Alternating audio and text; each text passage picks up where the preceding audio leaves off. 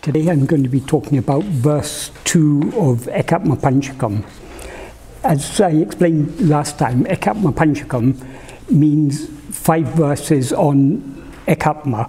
Ēkāṉma is often translated as the oneself, but that's not quite the sense in which it's used.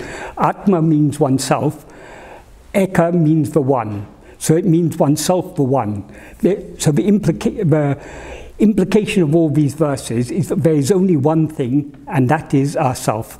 Bhagavan says that explicitly in the last verse, but that is what all the verses are leading up to. In the first verse, he says, after forgetting oneself, considering a body to be oneself, and taking innumerable births, finally knowing oneself and being oneself is just like waking up from a dream of wandering about the world.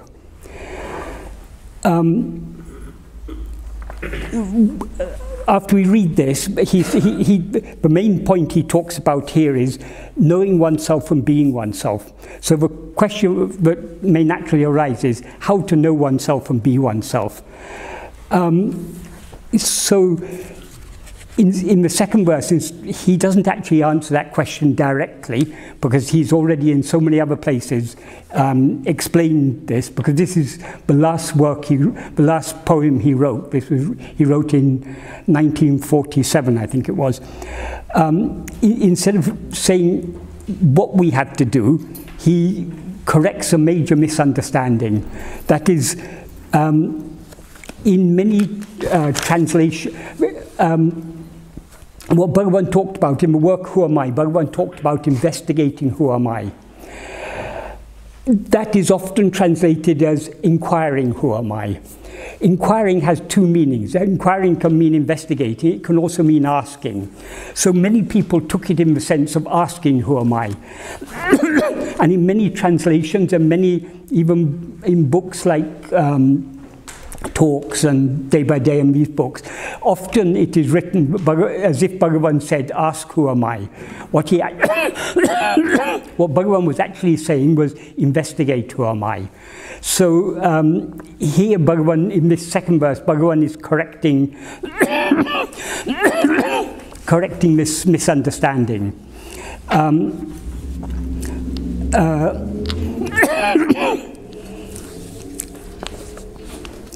The whole of this verse is one sentence. He begins by saying, tāṉirundun tāṉāha.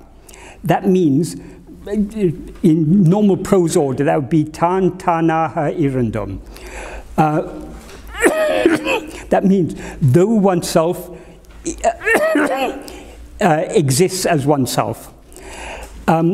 When Bhagavan connected all the verses together as a Kali Vemba, he added one more word before this clause, that is ṇevaṛatam, which means uninterruptedly or continuously. So in the first clause, Bhagavan is saying, though we always exist as ourself, that is, though oneself always exists as oneself is the literal meaning. Then in the next clause he says, taṉṇaittā, ṇāṉevaṉ, yāṉirukkum thāṇam edu, eṇṛa kēṭpāṉukku. That means a person who asks, a person who oneself asks oneself, who am I? What is the place where I am? Then the next clause, then he gives an analogy. Yāṉevaṉ, ēvidum uḻaṉ, madhupāṉaṇai. That means a drunkard who asks, who am I, in what place am I? Bhagavan is saying, the person who asks themselves, who am I, in what place am I, is comparable to the drunkard who asks, who am I, whence am I? In other words, Bhagavan is saying, but asking ourselves, who am I, or what is the place in which I am, is is like a drunkard who asks such questions. In other words, he's saying that, that it is only due to, a drunkard is asking such questions because of intoxication and confusion resulting from intoxication. People who ask themselves, who am I, whence am I, when we actually always exist as ourselves, are doing so because of the delusion, basically. Some people have misinterpreted this verse. Some people, that Bhagavan is correcting one misinterpretation, but people misinterpret his misinterpretation. Some people say, but I remember reading somewhere, someone said Bhagavan is poking fun at his own teachings here. That is a bit of a misunderstanding, because Bhagavan isn't poking fun at the practice of investigating who we are, but just merely asking ourselves who we are. Of course, we do need to think very carefully about the question, who am I? Because if we, superficially, we all take ourselves to be a person. A person consists of body, mind. It's often said as 5 sheaths. That is the physical form of the body, the life, the mind, the intellect, and the will. These together make up the person that we seem to be. So long as we take ourselves to be this person, if we are told to investigate who am I, we'll be investigating these things. But all these are not what we actually are. They are objects perceived by us. When we rise as ego, we mistake this person, this collection of 5 sheaths, to be ourselves, but it's not what we actually are. So we first need to think carefully about what we actually are. This is the process that in old texts is called neti. That means reasoning. I am not this body, I am not this mind, I am not this intellect, I am not this will, etc. But that is just the preliminary, that is necessary in order to understand that we are not any of these things. Because if we mistake ourselves to be these things, we'll be investigating something that is not ourselves. So we're first taught that we're not this physical body, because if this physical body were actually what we are, we couldn't be aware of ourselves without being aware of this body. But in dream, for example, we're aware of ourselves, but we're not aware of this body. Instead, we're aware of ourselves as if we were some other body. So since we're now aware of ourselves without being aware of that dream body, and since in dream we're aware of that dream body without being aware of this body, neither of these bodies are what we actually are. Even the mind is not what we actually are, because though it seems to be the same mind more or less in waking and in dream, in sleep we exist without any mind at all. And we are still aware of our existence. After waking from sleep, we know I slept. So we're clearly aware that we were in a state in which we were not aware of anything, not aware of any phenomena, that is. So the fact that we are aware in sleep means that we cannot be the mind that we now seem to be, because the mind or ego wasn't there in sleep.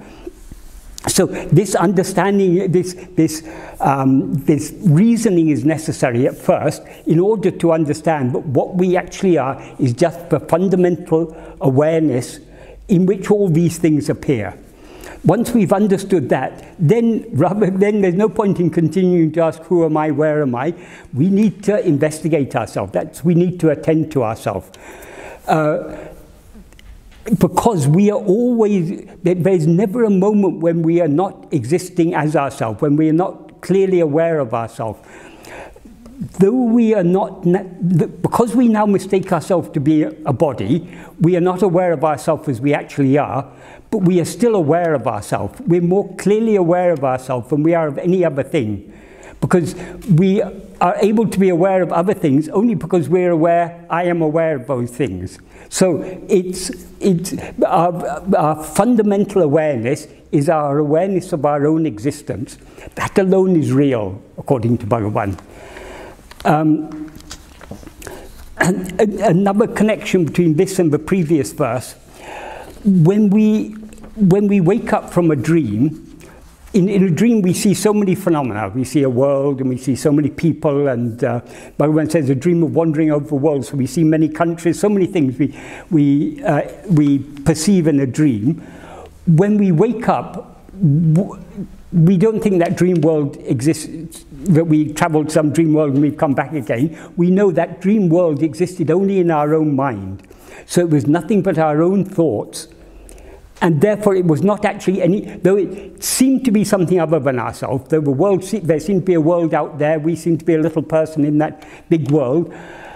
When we wake up, we recognize that the whole world, including the person we seemed to be in that dream, were all only our own thoughts. So they didn't exist apart from ourselves or independent of ourselves.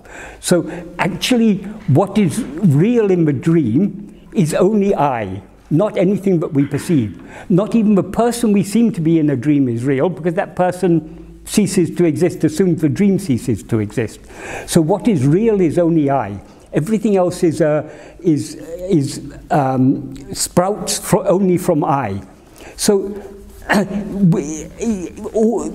the very foundation of awareness of phenomena is our awareness of ourselves. So the fundamental awareness is just that awareness I am. That is what Bhagavan refers to in the first clause when he says tāṉāha irundum, or ānavaratam tāṉāha irundum. Though one always exists as oneself. So Bhagavan is emphasizing how he's drawing our attention to the fact that our own awareness of our own existence, that is the clearest and most fundamental experience we have. That is what we should be attending to when we investigate ourselves. If we are merely asking questions like, who am I, or wait for the next thought, some people, Bhagavan has said, whenever any thought appears, investigate to whom it appears. Some people are waiting there for the next thought to appear. As soon as the thought appears, to whom is this thought? That is, our attention is still on something other than ourselves. We're still waiting for the thoughts to appear. We're still waiting to pop that question. But even the question, who am I, is just a group of words. It's an idea. It's something other than ourselves. So what we need to be investigating is ourself alone, not any thoughts or any words or anything. So in one verse in uḷaṉ, Bhagavan says, not even uttering I by mouth. Though he says by mouth there, that's a metaphorical way of saying not even thinking of the word I, but with the mind sinking within, investigating from where this I rises. That is alone is vichara. He says that in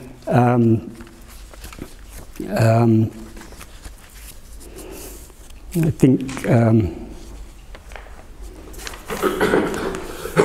oh yeah, he says that in verse 29. He says not saying the word I by mouth, with the mind sinking within, investigating from where I rises. That is the path of knowledge. So that is what Bhagavan wants us to do, just to investigate what is this I by turning our attention within, back towards ourselves. Another parallel between this verse and a verse in uḷaṉ. In verse 36 of uḷaṉ, Bhagavan is pointing out the fallacy of another misunderstanding that people had even long before Bhagavan came, but people still believe this. Many people believe that when the Upanishads say, you're not this body, you are that. You're Brahman, in other words. When they say you are that, what we should investigate, what we should do as soon as we're told you are that, is not, we shouldn't be sitting there thinking, I am that, I am that, I am that. We should investigate, oh, if I'm that, then who am I? What am I? That is what we're expected to do. But instead of doing that, many people think that simply by thinking, I'm not this body, I'm that Brahman, that is the way to experience oneself as Brahman. But that, when we are meditating like that, we are simply, our mind is dwelling on a thought. We are Brahman, but even before we ever heard of the word Brahman or had any idea about Brahman, we were always Brahman. So we don't need to be thinking I am Brahman. What he says in verse 36 is,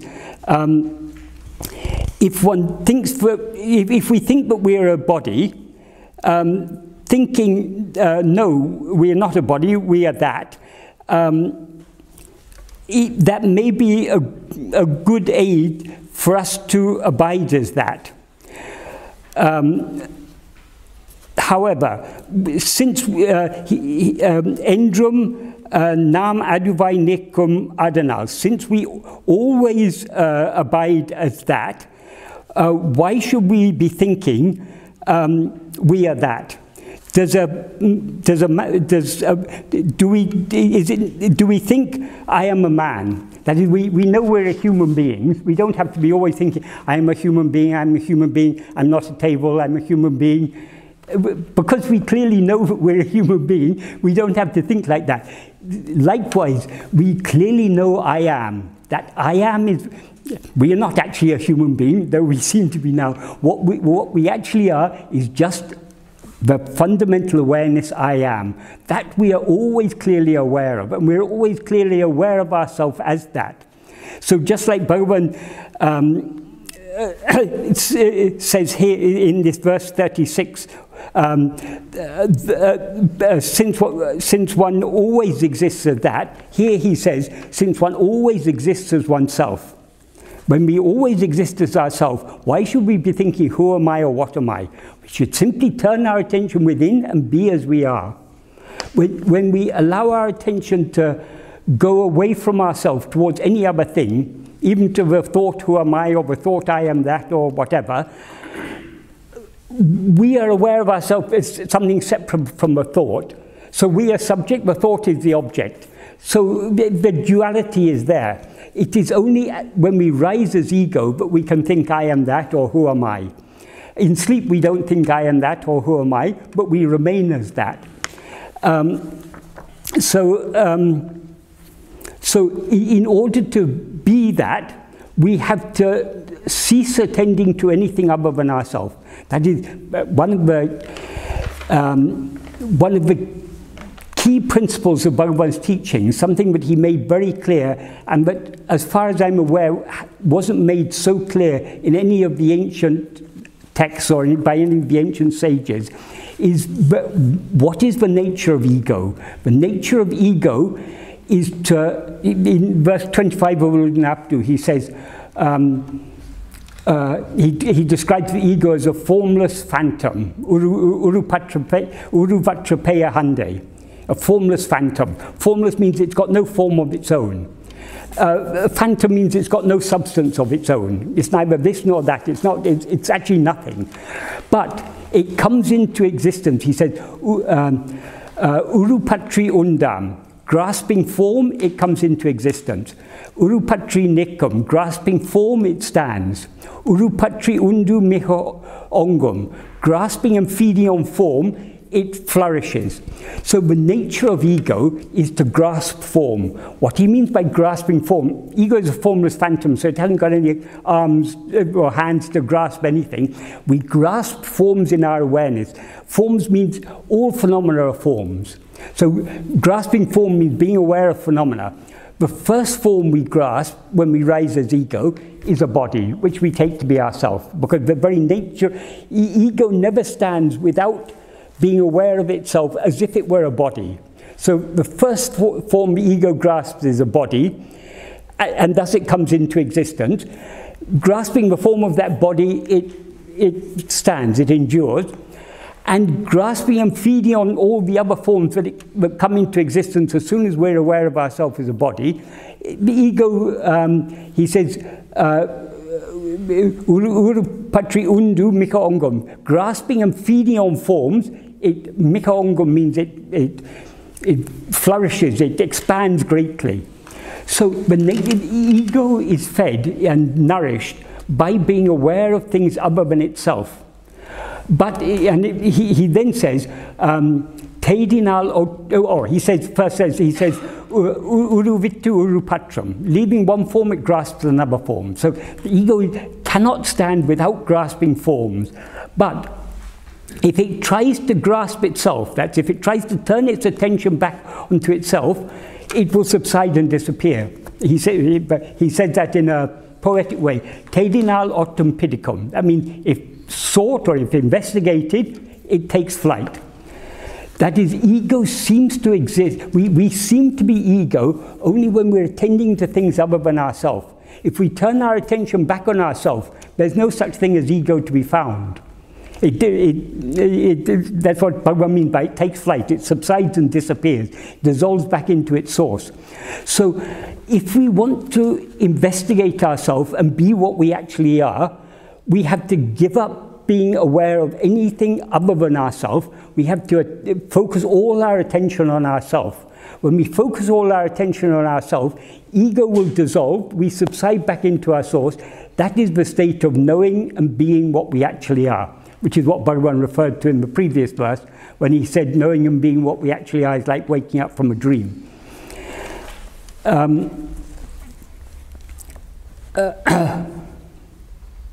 There's one other thing I thought of while saying that, but it slipped my mind now.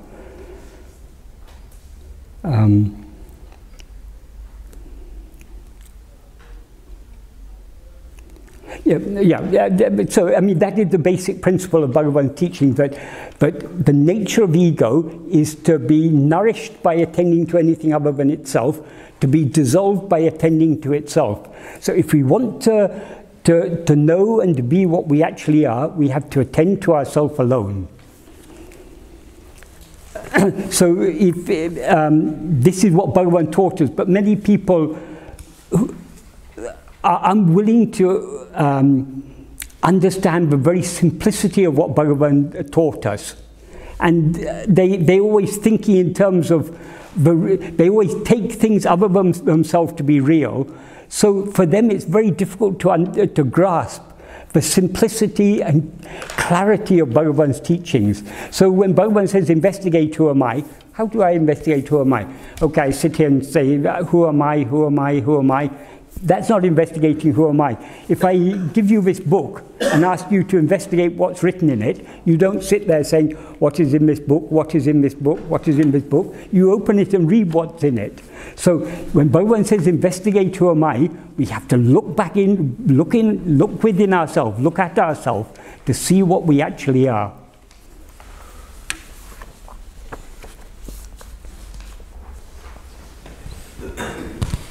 Yes.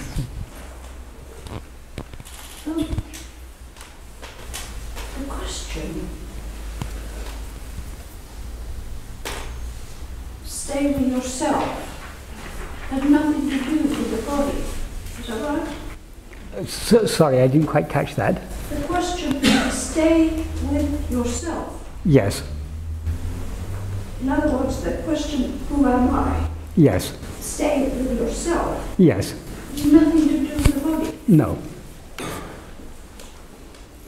So when you stay with yourself, you're talking about staying with the I am that I am. Yes, yes, you know, we can say it that way. But even to say with yourself, that sounds like there's two of you. There's you and yourself. It's stay as yourself. Stay as you actually are. So you're really saying I am the thought, the concept. I am that I am. Not the thought or the concept, because the thought or concept is something that comes and goes. It's, you are not that thought. When Bhagavan talks about I am, he's talking about the fundamental awareness I am. Whether we think I am or not, we are always aware I am. So Bhagavan is talking about the awareness I am, not the thought, not a thought I am. So you're saying I am. Yeah, you don't even have to say I am, just you are aware, whether you say I am or not, you're aware I am. You're aware of your own. I am means I. The words I am denote your awareness of your own existence. So the body and even who I am, or this paraphernalia, doesn't come into it at all. No, no. If at all anything appears in our awareness, if at all we're aware of body or any other phenomena, that should remind us, why am I aware of this? Because I am. If I wasn't aware, I couldn't be aware of this. So we should, whatever we may be aware of, should remind us of our own, of ourself, our own awareness. So everything should remind us to turn our attention back towards ourselves. So we just remember that we are that. Yes, but we don't even have to remember we are that. Just remember I am, that is sufficient. Not I am that, I am I. So how do we find spooky? Spooky? Spooky, the ego. The ego? The phantom. You have to look for it, but you will never find it. Because Bhagavan says, Tedina lotum pidikam, if sought it takes flight. Egos, we seem to be egos so long as we're attending to anything other than ourselves. If we look at ourselves, where is the ego? When people used to ask Bhagavan, how did this ego come into existence? Bhagavan said, first find the ego and bring it to me, then we can find out how it came into existence. If you look for it, you find no such thing. Problem solved. The problem we face now is we are not looking at ourselves, we are looking away from ourselves. So long as we're looking away from ourselves, we seem to be ego. If we look at ourselves alone, there's no ego, there is only pure awareness, which is what we actually are. So the way to do it, possibly, is to disregard all form. Yes, but merely disregarding all form is not sufficient. Disregarding all form means ceasing to attend to anything other than ourselves. We do that every night when we fall asleep. But when we fall asleep, ego is not thereby destroyed, because when we fall asleep, we are tired. We are too tired to continue attending to anything other than ourselves. So we withdraw our attention from everything other than ourselves. Thereby, we as ego subside back into our source. When ego has subsided into its source, what remains is pure awareness. So there, we experience pure awareness as a result of a subsidence of ego. Because ego has already subsided, it's not destroyed. It can't be destroyed. You can't ego needs to be executed, but we can't execute it in its absence. It must be present in order to be executed.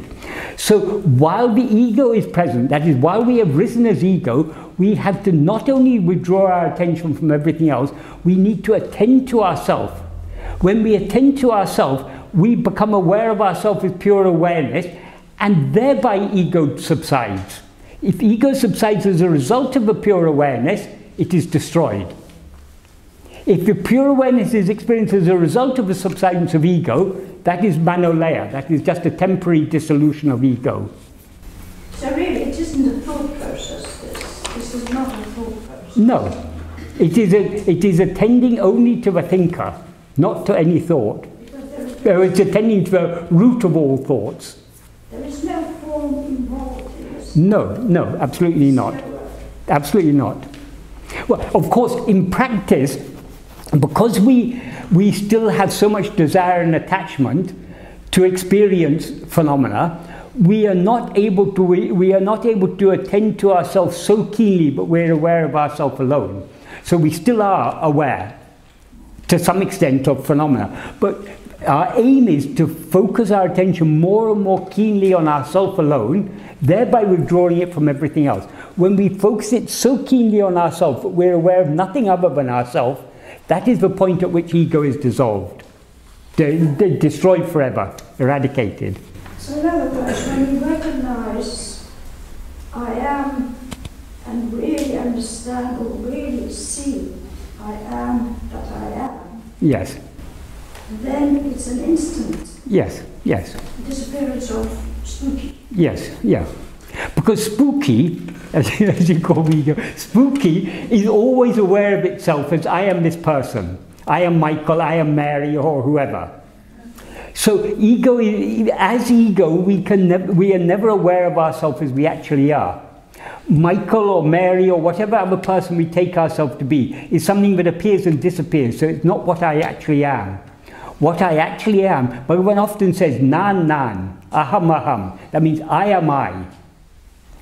That is when we turn our attention back towards ourselves so keenly that we're aware of ourselves alone, we will recognize that I alone am I. That is the truth. In verse 44, I think of 40, maybe 42 of Upadesha, of Atma-vichara, Bhagavan begins, tāṉāittā. Oneself alone is oneself. That alone is the reality. So the truth is only I am I. And as he says in this verse, tāṇāha irundum. Though one is always as one, though oneself is always as oneself. In other words, I am nothing other than I. That's what Bhagavan is teaching us by saying tāṇāha or ṇāṉ, aham. I am only I. Because we cannot be anything other than ourselves. So really it's a question of recognizing the absolute. Yeah, recognizing what we actually are, which is nothing other than ourselves. It's going to take forever. It need not take any time. You can see yourself now if you're ready to let go of everything else. The problem is we still have desires and attachments. We are not yet willing to let go of everything. In other words, we're not willing to surrender ourselves entirely. But by patiently following the path that Bhagavan taught us, by trying more and more to turn our attention within to face ourselves alone, slowly our desires and attachments, that is what Bhagavan calls Vishaya vasanas, they get weaker and weaker. The weaker they get, the stronger our love to know ourselves will become. And the stronger our love to know ourselves will become, the deeper we'll be able to, more deeply we'll be able to attend to ourselves. So a process is involved in order to weaken our desires and attachments. When our desires and attachments are sufficiently weakened, then we will be ready to let go of everything. At that moment we are finished. The body itself is not a help actually in this issue, is it? No. The body. Well, but the body is innocent. The problem is not the body. The problem is ego who grasps the body and says, this body is I. The body is a tool. It's a tool for participating and Body is necessary for an external life, yes. But is the external life necessary? In sleep there's no body, no external life. But we exist there perfectly happily. So why are we so attached to this bodily life? Karma plays a role in that. It's not karma, but karma is created by our desires and attachments. So karma is an effect. The cause is the desire and attachment. Desire and attachment is the very nature of ego. So when we are trying to turn our attention back to ourselves, we are going against the nature of ego. The nature of ego is always to try to grasp something other than itself.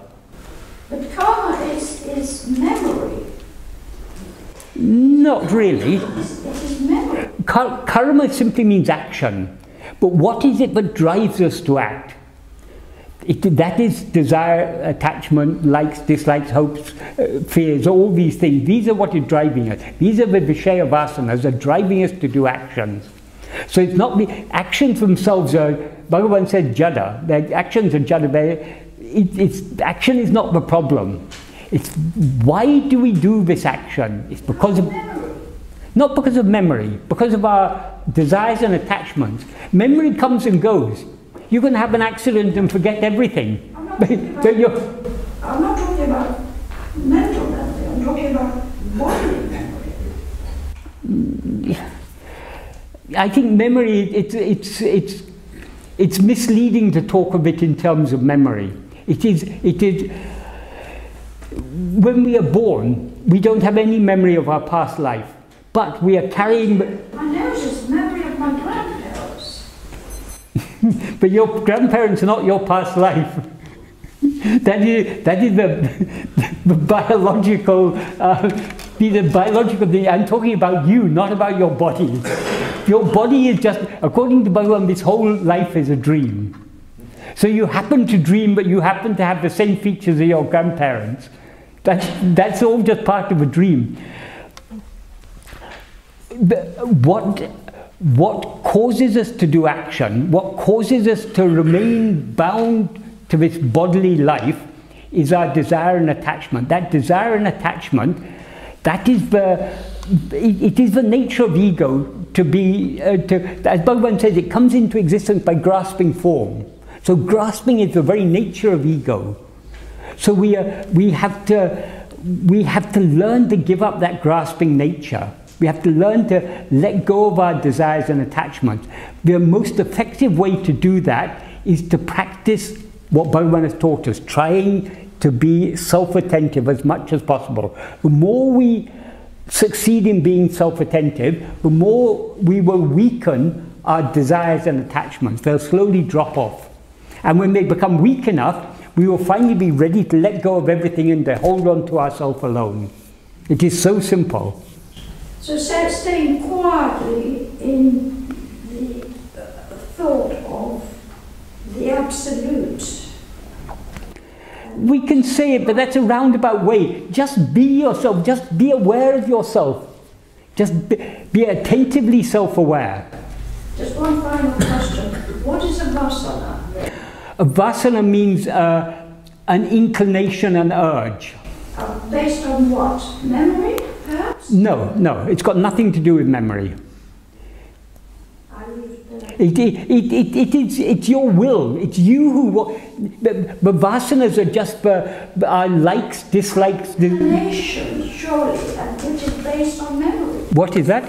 An inclination. No, it's not... Supposing you have an accident and you forget everything, you forget your memory, you forget all about your life and everything, you'll still have the same inclinations. If you like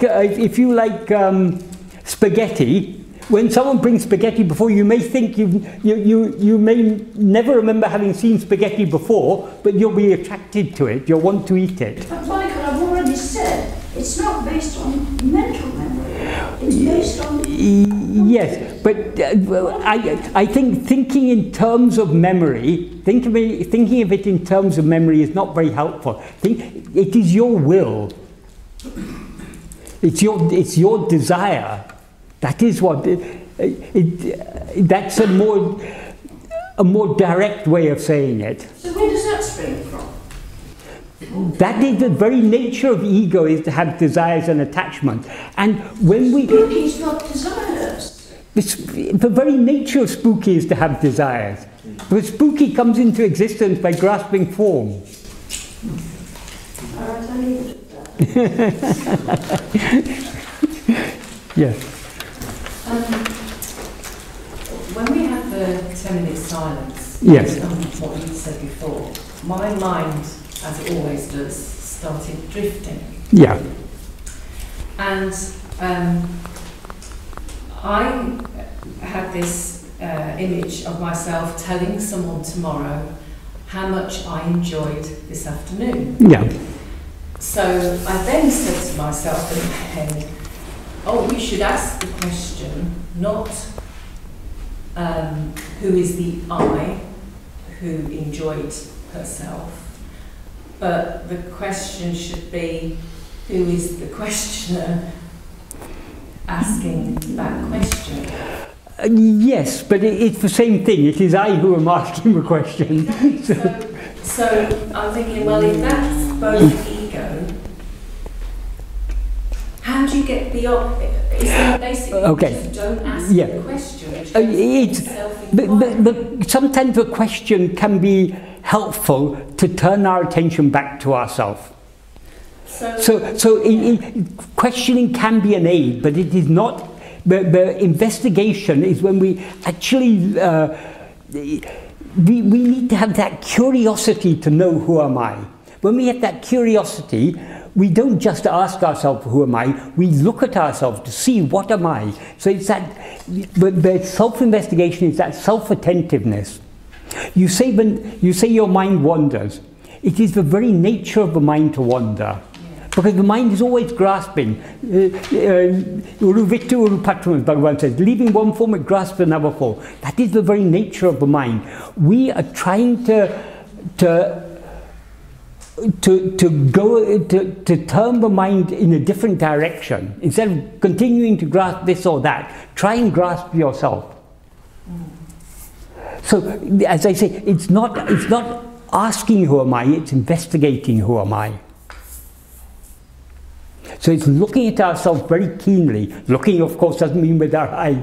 Looking metaphorically, I mean keenly attending to ourselves. Yes. Is free will ego? No. It is the nature of ego to have a will. But the will consists of what? Desires, attachments, likes, dislikes, hopes, fears, and all such things. These are other than ourself. Ego identifies itself with those desires and attachments. I like chocolate. I don't like this. I'm afraid of death. I want to live long. We identify ourselves with these desires and attachments. But ego is what is aware of them. They are objects, we are the subject. So we always have to be separating ourselves from whatever appears. Desires, fears, these things appear and disappear. But whether they appear or disappear, we are always there. We're aware of their appearance and we're aware of their disappearance. So we can use our free will, or we can give it over to ego, or we can use it to bring us back to our awareness. Yes, yes. Because the nature of ego's will is to go outwards. So now we're trying to turn it in the other direction. So we are surrendering our will. What happens after the death? After death. What are you now? What you are now is what you'll be after death. If you don't know what you are now, you can't know what you will be after death. So long as we remain, so long as we fail to be aware of ourselves as we actually are, whatever life we're living, our present life, is just a dream. When a dream comes to an end, so long as the dreamer remains, there will be one dream after another. That is what is called the cycle of birth and death. We continue having one dream after another because we are rising as dreamer. We need to cease dreaming. That is, we need to cease being the dreamer. The dreamer is ego. And you said it's a process. How long it takes? Is it different for different people? How long does it take to travel to Tiruvannāmalai? If we're in London, it takes quite a while. It takes quite a time. But if we're in Chengam, just a few 20 miles away or something, it's a short. It depends how far we are from our destination. Our destination is the willingness to let go of all our desires and attachments. So if we've got very strong desires and attachments, it'll take longer. To the extent that our desires and attachments have been weakened, to that extent the process will be quicker. So it all depends how far we've already travelled on the journey. But we all have to travel the journey, and we all have to reach the destination. How long it takes, it doesn't really matter. The fact is, so long as we're going in the right direction, that's all that matters. Thinking how long is it going to take is just another distraction. If you're aware that you're on the journey, yeah. You're partly there. Yeah, I mean, have that awareness. yeah. But it's what does it mean to be on the journey? The journey is ultimately it is a matter of investigating ourselves and thereby surrendering ourselves. If we're investigating ourselves, we are on the journey. If we're allowing our mind to wander here and there, at that time we have stopped our travel. So we have to more and more just try to attend to ourselves. We don't even have to think I'm on the journey. If we are attending to ourselves, there'll be no room even for the thought I am on the journey. Yes, sorry, you've had your hand up for a long time. Thank you. What about human happiness? I guess everybody here would like to be happy. Yes. Find happiness. Yes. How does that relate to not being attached or not wanting? According to Bhagavan, happiness is our real nature. Happiness is what we are. When in sleep, we are perfectly happy. There's no dissatisfaction at all in sleep. Dissatisfaction arises in waking and dream with ego. The nature of ego is to be dissatisfied. Dissatisfaction is the opposite of satisfaction, which true satisfaction is happiness. So the nature of ego is to be always dissatisfied, because our real nature is infinite happiness. When we rise as ego, we're aware of ourselves as a person. As a person, we have so many needs. We need air, we need water, we need food, we need clothing, we need shelter, we need all these things. So many needs we have. And even when all our needs are satisfied for the moment, we start thinking about tomorrow. Will I have enough for tomorrow? Will I have enough for the next day? So we want to build up a bank account and to have... The very nature of ego is to constantly be multiplying its needs because of its underlying dissatisfaction. So if we want to experience real happiness, we cannot, by feeding the ego with all the objects of its desires, we don't gain satisfaction. If supposing I think if I were rich, if I had £1 million in the bank, I'd be happy. I can work hard and try to save up £1 million. When I get £1 million and I see, now I have £1 million, momentarily I'll be a little bit happy because that's what I've been striving for so long. But very quickly I'll be dissatisfied because the person next door has £2 million, so I want a little bit more. So Bhagavan said, there's no pit so bottomless and impossible to fill as desire. Bhagavan said, trying to satisfy desire by fulfilling it is like pouring petrol on a fire to extinguish it. So long as we have desires and attachment, we cannot be truly happy.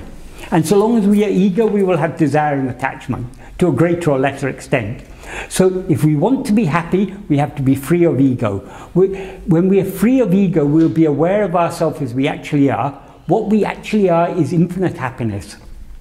Bhagavan said there is not an iota of happiness in any of the things of the world, or in any object of our desire. There is no happiness. Why we seem to experience happiness when we achieve the object of our desire, so long as we're having desire for that, we're dissatisfied. If I'm feeling hungry, there's that gnawing dissatisfaction. When I'm given a nice plate of food and I begin to eat, I feel some relief from that dissatisfaction. I'm satisfied. Temporarily, the agitation of the mind that was there subsides. And to the extent that agitation subsides, I experience happiness. A very simple example. Supposing you're desperate to go to the toilet. You're feeling so uncomfortable. But when finally you go, such a relief. We feel pleasure because we are free from that discomfort. So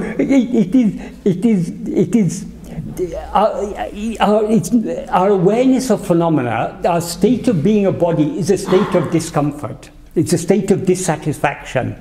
We can never be entirely comfortable, we can never be entirely satisfied so long as we're aware of ourselves as a body. So if we want to experience that, of the perfect the eternal we have to give up ego. Because the nature of ego is to always be grasping other things and constantly in dissatisfaction. Yeah, but what about when you're truly happy? When you do something or whatever? Whatever happiness we as ego experience is only a temporary happiness, and it's an imperfect happiness, because in the background there's always a lingering dissatisfaction. Even the happiest state for ego is still a state of is still an imperfect happiness, because the dissatisfaction is always lingering there in the background.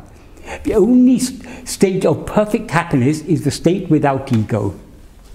Because dissatisfaction is the very nature of ego. Sometimes it may be more dissatisfied, sometimes less dissatisfied. When it's less dissatisfied, you say, oh, I'm happy. But still the dissatisfaction is there.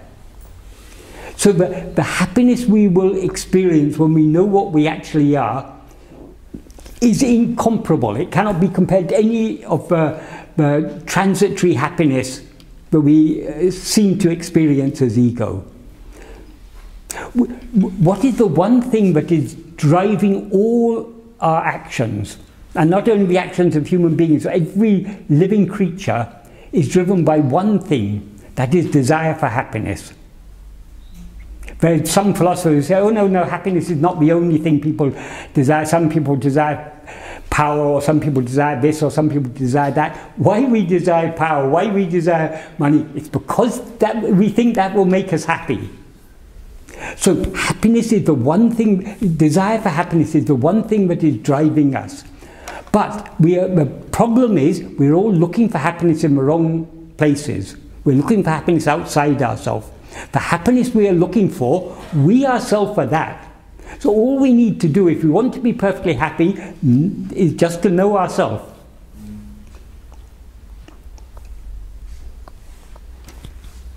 So Bhagavan's teachings are all about happiness. The more we surrender ourselves, the more happy we will be. Because surrendering ourselves entails surrendering our likes and dislikes, our desires and attachments. The less we have desires and attachments, the happier we will be. If we were free of all likes and dislikes, all desires and attachments, nothing would disturb our happiness. But then we wouldn't be here. We wouldn't be here, yes, quite. It's being here is the problem. Being here in this ego state.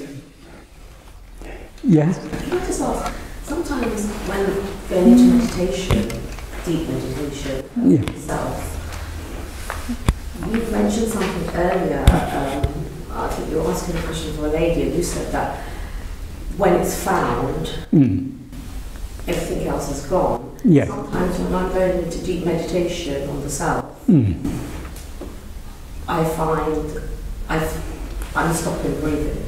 Yes. And then a fear arises in me, so you're not breathing. Yeah. Is that normal that the breath will stop? Yes, it is. In the case when Bhagavan had his death experience at the age of 16 in Madurai, in the books it said, but Bhagavan said he dramatized death. Bhagavan said it wasn't dramatization. Actually, the body died for about 20 minutes because he turned his attention towards himself so keenly that that stopped his breathing and stopped his heart. The whole body became lifeless. And after 20 minutes, because the destiny of that body was to be the guru for all of us, the life came back to that body. But the person who was, the ego who previously was aware of that body as that ego was finished forever. So what was shining through that body after that is the supreme reality. Okay, so what I want to ask is it necessarily that when you find the self completely, you will, I can't say lose this body, you will completely lose this dream? Yes. But Bhagavan said, but when he had that death experience, his body died and after 20 minutes it came back. But he is saying that from our perspective. Because it's only in our perspective that Bhagavan is the body that he seems to be. According to Bhagavan, he's not, I am not this body. So, but we cannot grasp his state. In verse 31 of uḻaṉ, I think, he says, about the ஞāni, referring to ஞāni using a respectful plural, he says, they do not know anything other than themselves. Who can or how to understand their state as it is such? We cannot understand Bhagavan's state without being Bhagavan. And we cannot be Bhagavan without knowing what we actually are and ceasing to be what we now seem to be. And when I'm having sometimes Yes. out-of-body experiences, Yes. That's not self, is it? Would that be witness? Yes, that's ego. But even when you're having out-of-body experience, when you have an out-of-body experience, people talk about these near-death experiences. Someone is in hospital, they have a cardiac arrest, and the doctors and nurses are trying to resuscitate them. When finally they're resuscitated, they say they were floating somewhere up and they were looking down on their body, and the doctors and nurses and everything.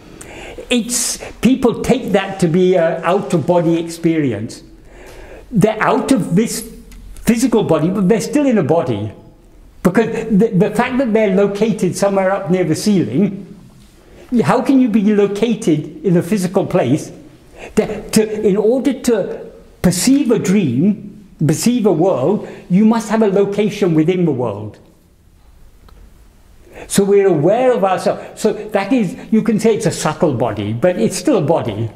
And it's not really subtle, but though it cannot be seen by others, it still has a physical location, so it is still physical in a sense.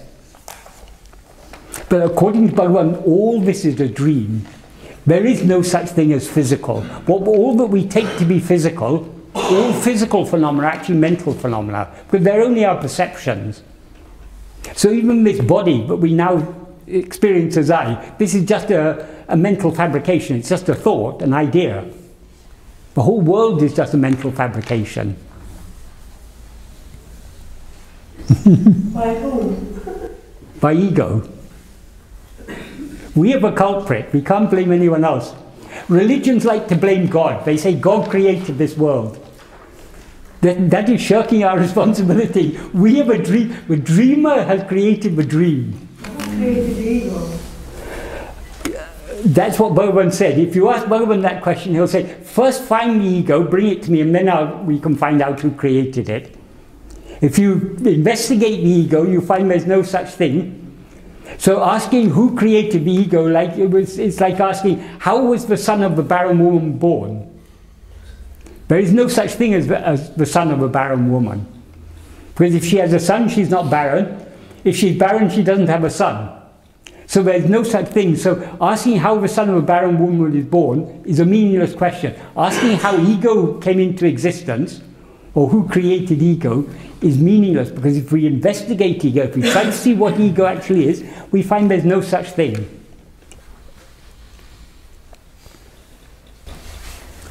I try to articulate as best as possible.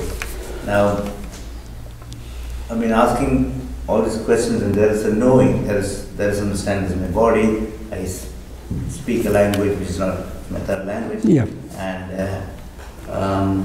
and I see people around. They are who they are. They look like their own moms and dads, and I look like mom and dad. Now, it just seems to me it boils down to just a knowing. It's just a knowing. I mean, it's not even human.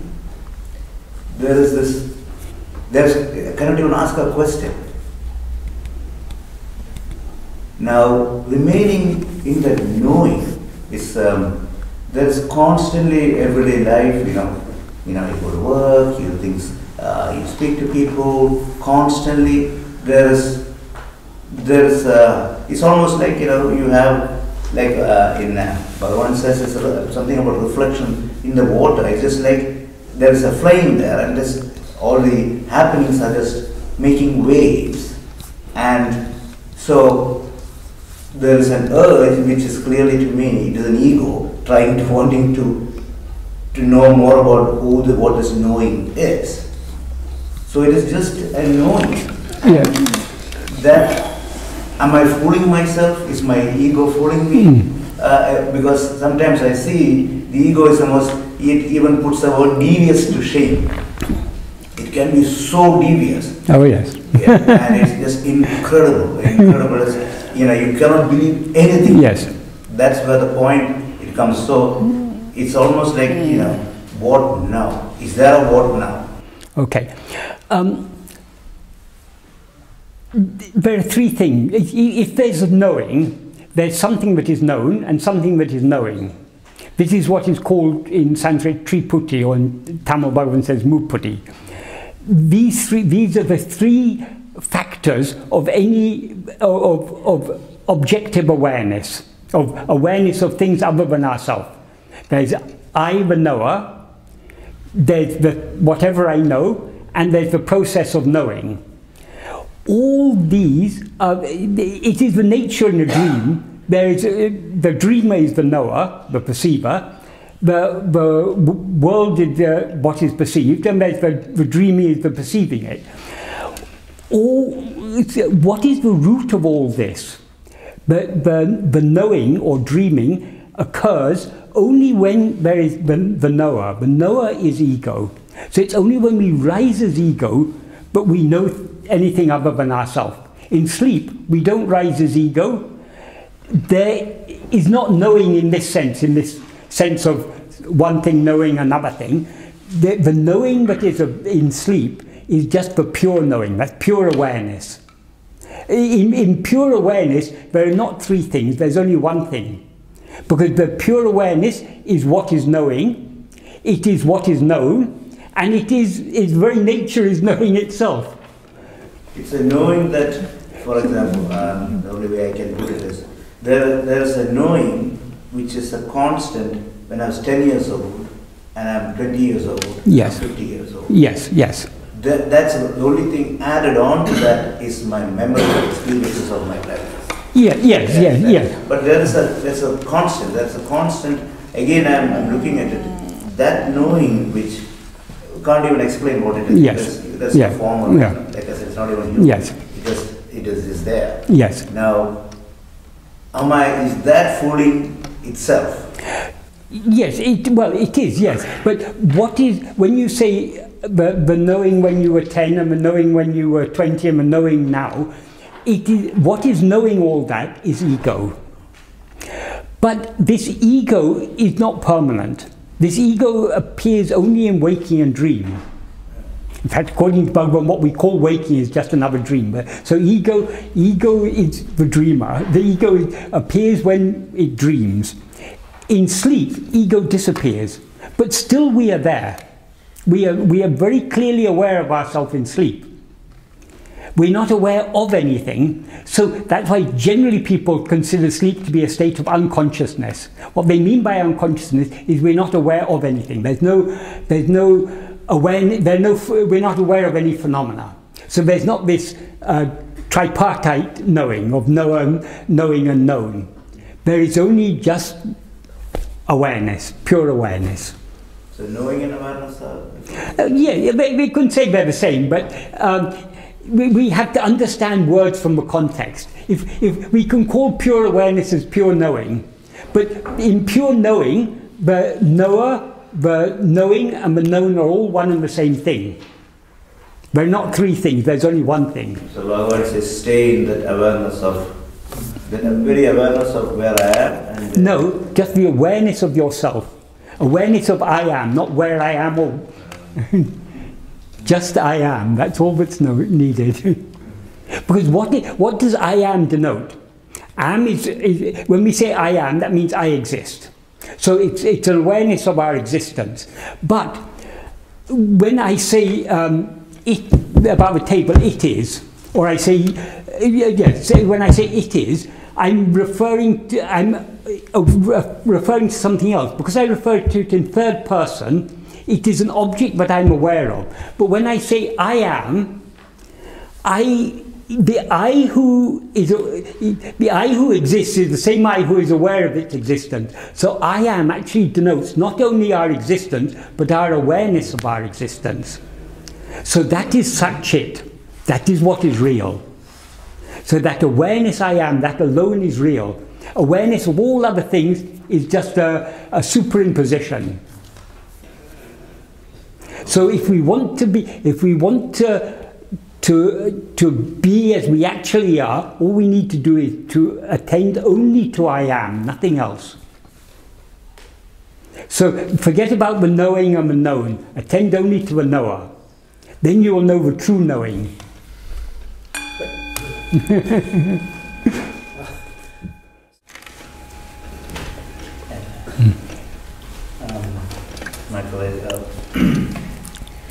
I wanted to go deeper into what we touched upon earlier, this whole thing about awareness. What I wanted to, it's not even trying to understand the recognition of can awareness be recognized. When we say awareness, it's like obviously through the senses, we see, smell, touch, taste, what's around us. It's almost feels like vibration in the body. But this pure awareness, can it be known? Can it be, how do we recognize this awareness? Okay. Pure awareness can be known only by itself. It can't be known by anything else. Awareness has different meanings in different contexts. But earlier you were using the word knowing. And I was saying that in the case of knowing something, there are three things involved. There's a knower, the knowing, and the known.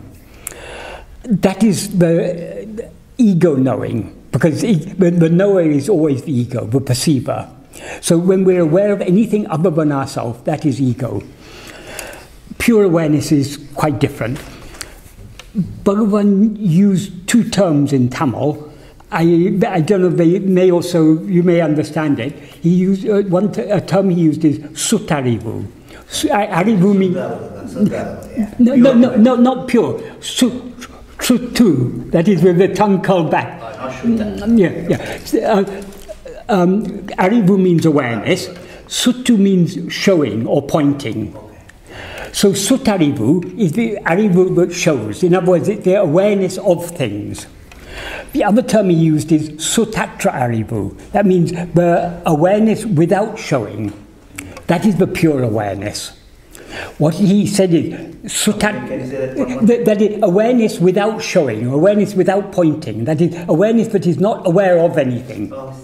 That is pure awareness. Because in pure awareness there is no awareness of things. It's just awareness. That pure awareness, that is what we actually are. That is our real nature. When we rise as ego, the nature of ego is to be always aware of things other than itself. So ego is what Bhagavan calls sutarivu. That is, a term I use in English to explain it is transitive and intransitive awareness. Transitive, a verb is said to be transitive if it takes a direct object. Like if you say, I hit, what did you hit? You have to have an object. You can't hit without hitting something. But another verb, like I sit, you don't say, what did you sit? Because there's no object for sit. So sit is an intransitive verb. Hit is a transitive verb. So something that takes a direct object is transitive. So transitive awareness means awareness of things. Intransitive awareness is pure awareness. It's just aware, without being aware of anything. Our fundamental awareness is our awareness I am. That is not awareness of anything, because our self is not an object. So that is pure awareness. But mixed with that pure awareness, we have awareness of other things. That becomes sutarivu, that is the transitive awareness. Bhagavan, this is a very, very important distinction, because people who have a superficial understanding about Advaita, there are so many gurus nowadays, or would-be gurus, who are teaching, and they say everything is awareness. All you have to do is to recognize that everything is awareness, and that's liberation. That is a very, very superficial understanding, because what they take to be awareness is awareness of things. So they say all you have to do is to recognize that you're just awareness. What do they mean by awareness? They mean that which is aware of all these things. That is not real awareness. Real awareness is not aware of anything. It is just aware. That, to distinguish it in Sanskrit, two terms that are used. Chit means pure awareness. Chittabhasa means a likeness or semblance of awareness. That is ego. Abhasa is often translated, Chittabhasa is often translated as a reflection of awareness. Abhasa does mean reflection, but that is a secondary meaning of abhasa. The primary meaning of abhasa is a likeness or semblance. So if you see your reflection in a mirror, you're seeing a likeness of yourself. So in that sense, a reflection is called abhasa. But the primary meaning is a semblance. So ego is chittabhasa. It is not real awareness, because real awareness is not aware of anything. It is a semblance of awareness because it's aware of things. The things that ego is aware of, all the phenomena, they don't actually exist. They seem to exist only in the view of ego. So ego, being aware of phenomena, is not real awareness. But in order to be aware of anything, we must be aware. So the fundamental awareness is the pure awareness. In order to be aware of something, you must be aware. But in order to be aware, you don't need to be aware of anything. In sleep, we are aware, but we're not aware of anything. So sleep is a state of pure awareness. Waking and dream, we're aware, and we're aware of things. That is the state of ego, the state of chittabhasa or sutarivu, the transitive awareness. So we need to make this distinction. So in the transitive awareness, there are three things involved. There's the knower, the knowing, and the known. So I am aware of this table. So there's I am the knower, the table is what is known, and there's a process of knowing it, the being aware of it, or the knowing it. So those are three things. That's dualistic. But only non-dualistic knowledge or non-dualistic awareness is self-awareness. Because in self-awareness or pure awareness, we ourselves are not an object of ourself. That is, when I say I am, I'm aware of myself, but myself is not an object of my awareness. That which is aware, what it is aware of, and it's being aware of that are all one and the same thing. That is, awareness is our real nature. So as pure awareness is our real nature, as pure awareness, we are aware of ourselves, but we who are aware and the self we are aware of are one and the same thing. They're not two separate things. And because awareness is our very nature, our being aware of ourselves, our knowing ourselves is not other than ourselves, because our very nature is knowing. Our very nature is being aware. So understanding this difference between pure awareness and awareness of phenomena is fundamental. When we are trying to investigate ourselves, we are trying to withdraw all our attention from other things by focusing it entirely on ourselves. The more keenly we attend to ourselves, the more our attention is automatically withdrawn from other things. And the closer we get to being aware just of ourselves, the purer the awareness becomes. When we're aware only of ourselves, that is the state of pure awareness. When you say focusing on ourselves, what is this ourselves? The awareness being aware of itself. That's why this neti, what I was talking about earlier, that is necessary. First we need to understand what we're not, before we can start investigating what we are. Because so long as I think I'm the body, if you tell me to investigate myself or attend to myself, I can sit in front of a mirror and say, yes, I'm attending to myself. That's obviously not. This body is not ourself. This mind is not us. The prana is not ourself. The life, all the breathing and heartbeat, these are not ourself. These are life processes. These are not ourself. Mind, with all its thoughts and memories and perception, that is not ourself. The intellect, with its judging and discriminating and reasoning, that is not ourself. Even the will, the desires, the likes, dislikes, hopes, fears, these come and go. What you liked as a child, you don't like now. So these are all things that change. But, as you said, The you who were aware of being a 10-year-old boy and later aware of being a 20-year-old young man and are now aware of being an older person, it's the same I. That is ego. So the one thing that throughout dream remains unchanging is ego. But even this unchanging ego ceases to exist in sleep, so it's not the permanent thing. What is permanent? What is ego? Ego is, the nature of ego is always to be aware of itself as a person. I am Michael, that is ego. Michael is not ego. I am is not ego. That which is aware of itself as I am Michael, that is ego. Now I'm aware of myself as Michael. If this dream comes to an end, when this body grows old, the dream will come to an end, another dream will begin. I may be Krishnan, or I may be Saraswati, or anything. I'll have some other name and form, and I will take myself to be that person. But the ego is the same. But in this ego, so ego is the awareness, I am this body. That is what is called Chit Jada Granti. Chit is the awareness I am. Jada, the body is Jada, it's non-aware. Granti is the not. The not doesn't exist independent of Chit.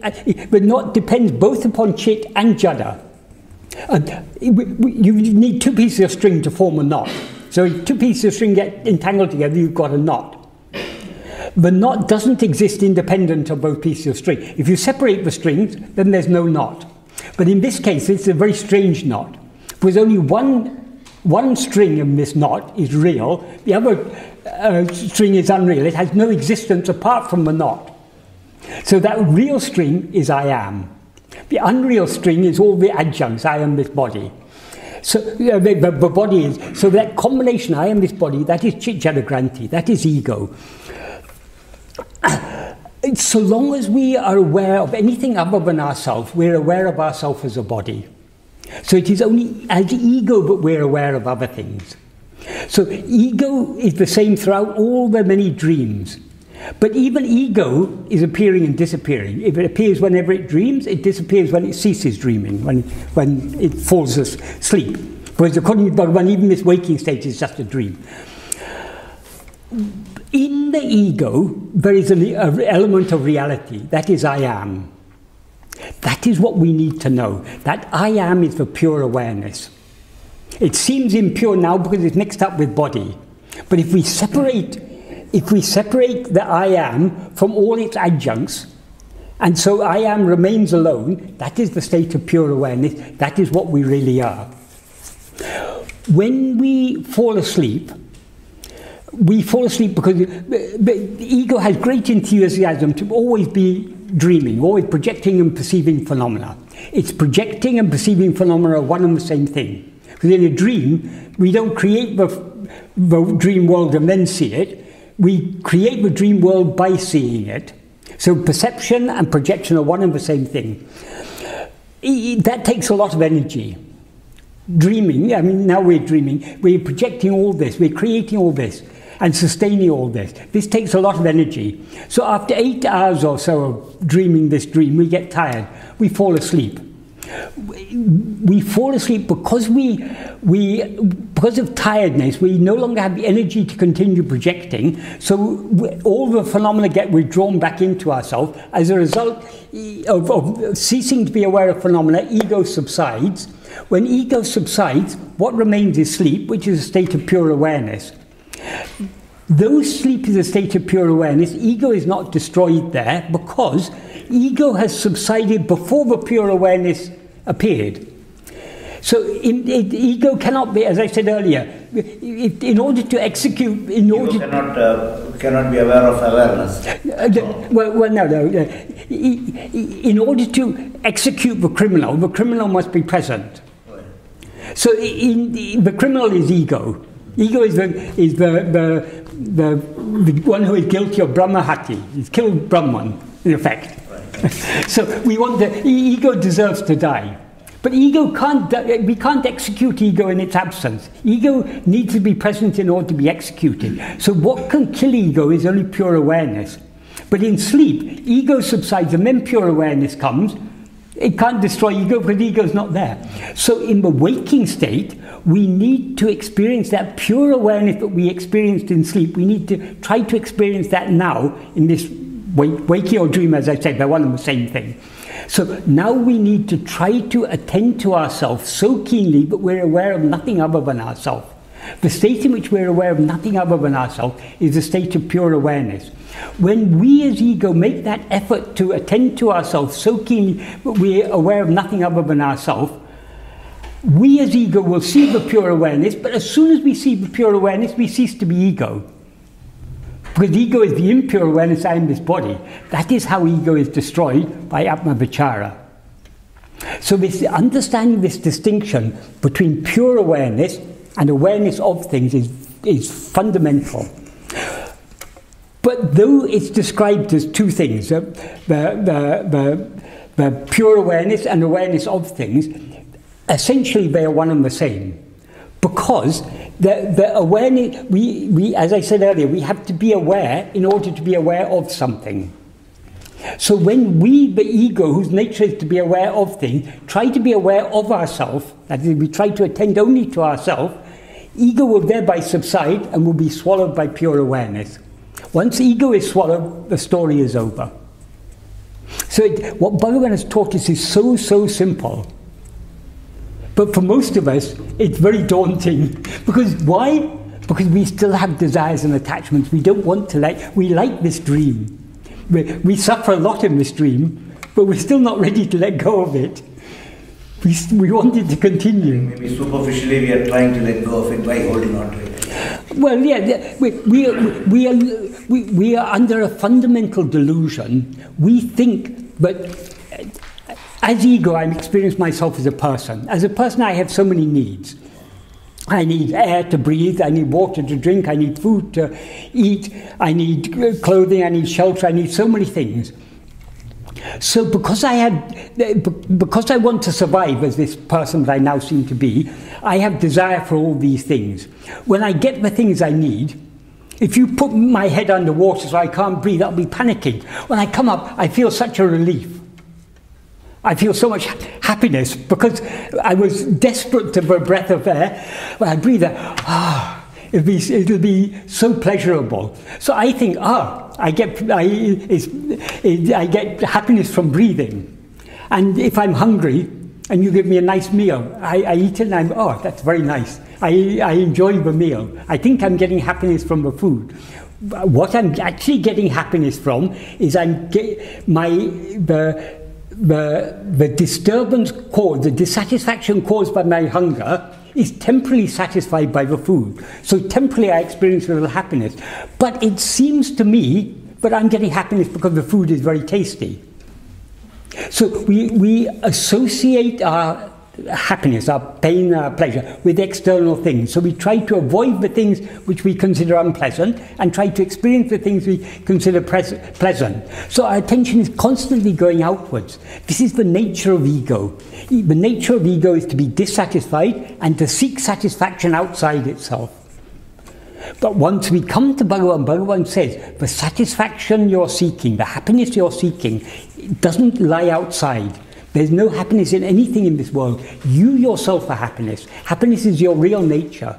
If you want to be happy, you have to know yourself. And to know yourself, you have to investigate yourself. That's what, when Shiv Prakasham Pillai was the first person who asked really deep questions to Bhagavan. When Bhagavan was still just 20, 21 years old, this Shiv Prakasham Pillai, who was a few years older, came to him. And somehow he was able to understand that Bhagavan is something very great, though he just seemed like a young boy. So he asked him, Swami, who am I? So the very first question he asked was what better match can you have for guru and disciple? The guru who came to teach who am I, this first disciple came and asked, who am I? Perfect match. So Bhagavan gave very, very deep teachings to him. Those teachings were later, after more than 20 years, those were first published. And then people became interested in it and various versions were published. Then Bhagavan himself rewrote it as an essay. And when he rewrote it as an essay, he added a first paragraph. And that first paragraph he summarized the whole essence of his teachings there. What he says is, Sakala jivagalum dukkhamembadindri epodum sukhamai iraka virumbadalam. You probably understand it. So that is, since all jivas, all living beings, all sentient beings, desire to be always happy without what is called misery, without dukkham. Sukham and dukkham. Dukkham, people generally say, for example, in Buddhism, they say everything, Buddha said, it's all life is dukkha. People say, no, it's not. I'm quite enjoying my life. My life isn't dukkha. What dukkha and sukha mean? Dukkha means dissatisfaction, sukha means satisfaction. The pure satisfaction is happiness, is what we call happiness. So we're all seeking that sukha free from any dukkha. So that is the nature of every jiva. So since we are all jivas like to be happy without any misery, yāvakum taṉṇaittā parama priyam irupadalam. Since for everyone there is the greatest love, the supreme love is for oneself. That is, we all, among all the things we love in this world, we love ourselves the most. Our very nature is to love ourselves. Priyatakku sukhamai karanmadhalalum. And since happiness alone is the cause of love, that is, we love those things that make us happy. The food that we consider tasty, but we enjoy eating, we like that food. The food that we don't enjoy eating, we don't like that. So we like whatever we think is going to make us happy. We love our parents, our wife or husband and children, until they start giving us trouble, and then we think, why did I have these children? So our love is dependent. What gives us happiness we love, what makes us miserable we dislike. So here Bhagavan is giving reasoning. He's saying, firstly, we all like to be happy. We all have greatest love for ourselves, and the cause of love is happiness. So what do we have to infer from that? Since we have greater love for ourselves than any other thing, and since love is caused only by happiness, that is, we love only what is happy, that means happiness is our real nature. That is the reasoning here. So those are three since clauses Bhagavan gives. Then he says, Manamatra nidrayal dinam anubhavikum tan subhavamana achukase adeya. That means in order to attain that happiness, implying the happiness which, in order to attain that happiness, tan subhavamana, which is one's own nature. Why is it one's own nature? Because of the reasons he's given in the first three clauses. In order to attain that happiness, which is one's own nature, which is experienced daily in sleep, manamatra nidaya, that means in sleep which is devoid of mind. So in sleep there's no mind, but we're perfectly happy. That means happiness is when in the absence of all other things, in the absence of ego, mind, phenomena, everything, we're perfectly happy, we're perfectly satisfied in sleep. So if we are happy in the absence of everything, that means happiness is our real nature. So that's another reason Bhagavan gives why happiness is our real nature. So in order to attain that happiness, which is one's real nature, which we experience daily in sleep when there's no mind, taṉṇai tān aridalvendam. It is necessary for oneself to know oneself. That is, happiness is our real nature, so to experience that happiness, we have to know ourselves. So that's the first sentence. Simple, Bhagavan's teachings are very logical and very completely in accordance with our own experience. Bhagavan doesn't ask us to believe anything we don't know already. In fact, Bhagavan often used to say, don't believe what you don't know. We believe so many things we don't know. We believe this world exists when we're asleep. We don't know that. It's only when we wake up that people tell us, oh yes, the world was still existing when you were asleep. Those people were themselves part of a world whose existence in sleep is under question. So Bhagavan said, don't believe what you don't know. Bhagavan teaches us what we do know. He reduces our experience down to its fundamentals. So, in order to know, to attain that happiness, it is necessary for oneself to know oneself. And then in the next sentence he says, Adakku nāna innum jnana-vichāram mukhya sadhanam. For that, the jnana-vichara means, jnana in this context means awareness. Investigation of awareness, called who am I, is the mukhya sadhanam, that is the principal means. So Bhagavan summarized his whole teachings in this one paragraph.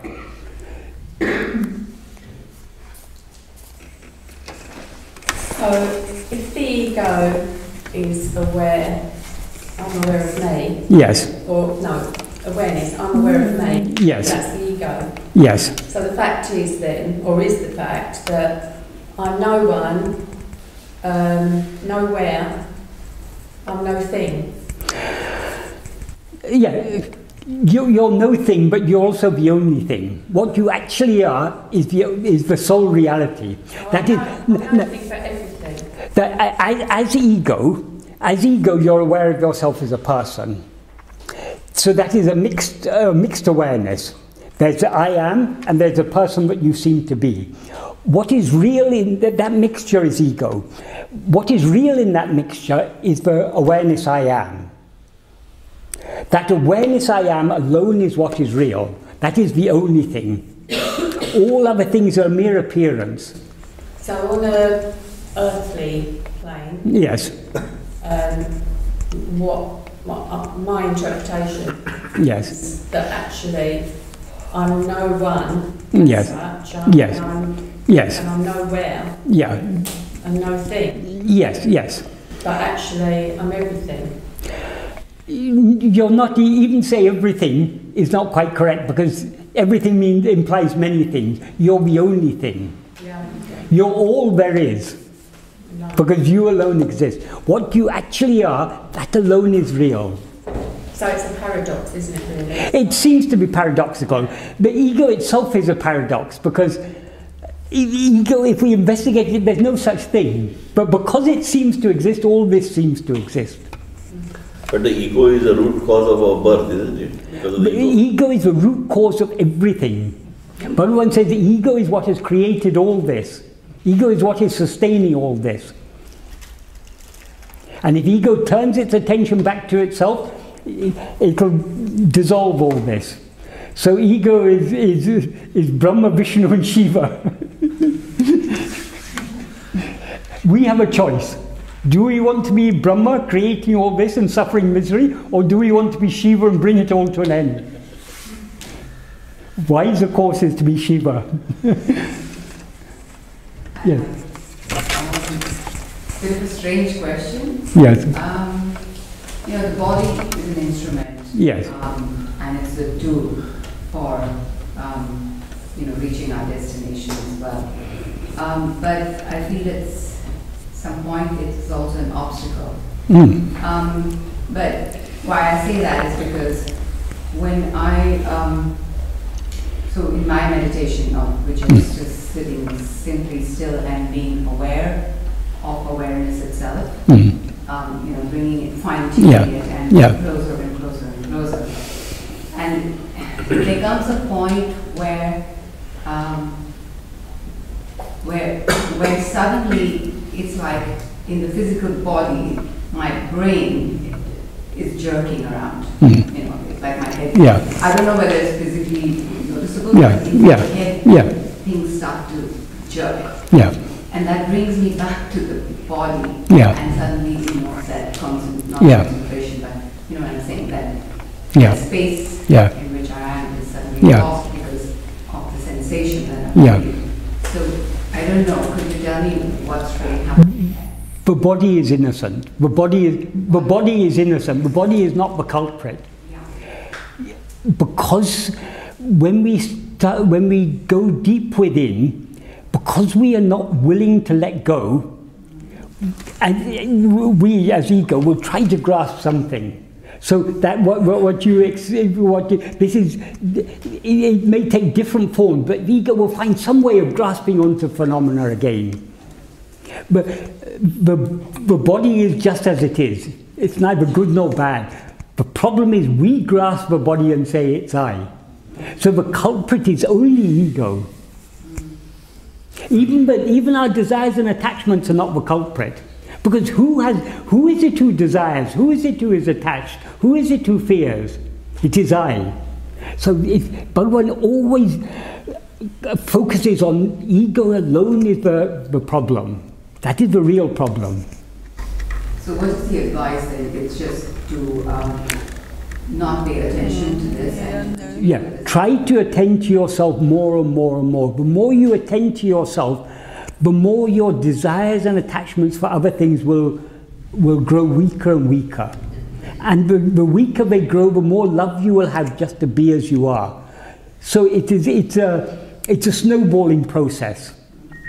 It starts off as a small snowball. As it rolls down, it gets bigger and bigger and picks up momentum. So the spiritual path is like that. We seem to be very, very slow at first, but it doesn't matter.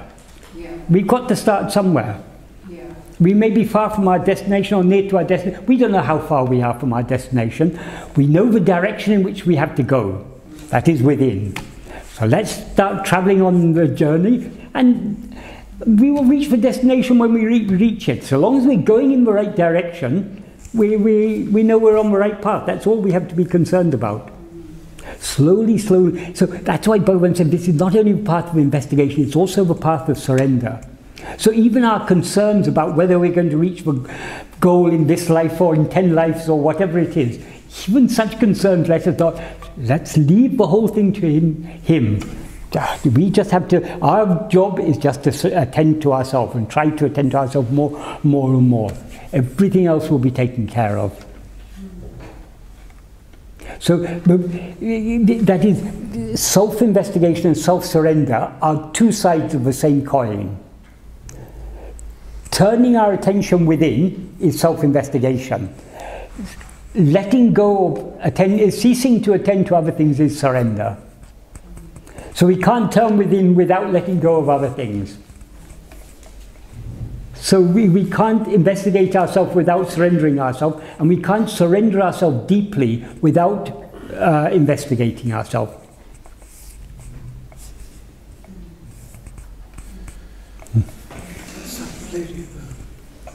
Yes, please. Self-enquiry, so when an unpleasant emotion comes up, say we move the attention from that emotion to ourselves. Yes. Now, some Buddhists say you have to experience everything in order to get over something. So if you're grieving, for example, you stay with the grief until a point until you stop experiencing it. So how does that reconcile with self-enquiry? Well, that is a different way to the way Bhagavan taught us. Bhagavan taught us the way to overcome everything is to cease holding it, cease grasping it. Grasp yourself, and everything else will take care of itself. In Buddhism, they teach this vipassana meditation, and even in Hinduism, many Advaitins who don't really understand very deeply, because the word sakshi, witness, is used in scriptures, they think, okay, if I'm a witness, then all I have to do is to witness everything. But Bhagavan says, what you have to witness, witness for witness. Let go of everything else. Forget what is witnessed, attend to the witness. So cease perceiving what is perceived, try to perceive the perceiver. That is the way to overcome. If you try to watch things with detachment, you may to a certain extent be able to weaken your attachment, but you're not really going to the root of the problem. The root of the problem is not even our desires and attachment. The root of the problem is who has the desires and attachment. That is ego. So the direct way to deal with ego is to watch it. If you look at ego, goes into hiding. It jumps around so long as we're watching other things. When we try to look at it, it hides. But the same, the emotion, you move your attention away from it, and it goes away for the moment, but it can come back again and again. It comes back again and again because of our desires and attachments. That's why we have to... Bhagavan says, what's it matter however many thoughts arise? Thoughts, when Bhagavan talks of thoughts, he means phenomena of any kind. Bhagavan, the whole world is nothing but thought. So all our emotions and feelings and perceptions, all are thoughts. So Bhagavan says, what's it matter however many thoughts arise? As and when each thought arises, if we turn your attention back to who is it who is aware of this? To whom did this thought appear? So, because we still have our desires and attachments, we're very wrapped up in our emotions and in the causes of our emotion. So we can't let go of it so easily, but we have to try little by turning our attention to ourselves. And it doesn't matter how many times we fail, how many times we again get carried away by our emotions, we just start again. When a small child is learning to walk, it has to fall so many times before it learns how to walk steadily. It doesn't give up halfway through and think, oh, this is too difficult. The very nature of a small child is to go on trying till it succeeds. We have to have such a nature on the spirit to succeed in the spiritual path. We shouldn't be concerned about failures. We cannot succeed without failing many, many times. The road to success is paved with failure. So let's not worry about the failures. Let us continue trying. Sooner or later we'll succeed. Thank you. And it's not like all of a sudden we one day, gradually we become more and more successful. Gradually we're able to hold on to that self-awareness more and more. Yes. I mean, in my own experience, self-enquiry works very well for me. Even if the same thing comes up again and again, I eventually feel it leaving me. Yes, the energy, the trapped energy leaves after a while. But I just wanted to ask this question. Yeah. Self-enquiry works very well for me. Yeah. Bhagavan said, when people ask Bhagavan, what is the sign of progress? Bhagavan said, the only sign of progress is perseverance. Because if you persevere, that means you have love. And love, Bhagavan said, bhakti is the mother of jnana. Love is the mother of true knowledge. So without love, we cannot succeed on this path. That is the key. Michael, can we just squeeze in one last question? Yes. Any number. It's based on something that you said earlier in response. Yes. In the mindfulness movement, they talk about if you have thoughts, see them as clouds, observe them as they go by. Yeah. With me, if I'm trying to meditate and the minute I try and observe the thought, it goes. Because I can't let it carry on, because as soon as I know it's there, it's like it bursts. Yeah. But there were, even the idea it's gone, it bursts. Anything that appears and disappears is a thought. We tend to think of thoughts as just the mental chatter. Yeah. But thought, according to Bhagavan, every phenomenon, every feeling, every emotion, every perception, everything is thought. So long as we are aware of anything that appears and disappears, that is a thought. So we have, it's help, this type of witnessing or whatever, trying to witness with detachment, it may help at a very superficial level, but it won't enable us to go deep. If we want to go deep, we have to turn back to ourselves, because we are the root of it all. All these things appear because we are aware of them. So we are the perceiver. But what is perceived cannot appear without being perceived by us. So we have a root, so we have to turn our attention back to ourselves to see, who am I? Yes, sorry. Quickly. What I do with that emotion. Yes. Because we are, I think we are spiritual beings living a human existence. Yes. And what we don't like emotions that are you know, anger or we try to resist them. Yes. And what we resist persists. Yes. So by just allowing it, you know, then it dissipates. Yes, but we cannot avoid, particularly in the early stages, we cannot avoid emotion. Inevitably we'll be carried away by emotions at times. But the more we try to hold on to ourselves, the more we try to be self-attentive, the less sway our emotions will have over us. They'll lose their potency. I suppose it's like differentiating between like what you're resisting. Yeah. As opposed to... We're not trying to resist anything. No. We are just trying to attend to ourselves. Because if you're resisting, in order to resist a thought or an emotion, you're attending to it. So you're actually giving it strength. If you hold on to yourself, it loses its strength gradually. In my experience, if I do give it attention, yes, it just goes. Yes, but you're not dealing with the root of it by that. It'll come again and again and again. Whereas if you just attend to yourself, it'll lose its potency. So it'll come less and less.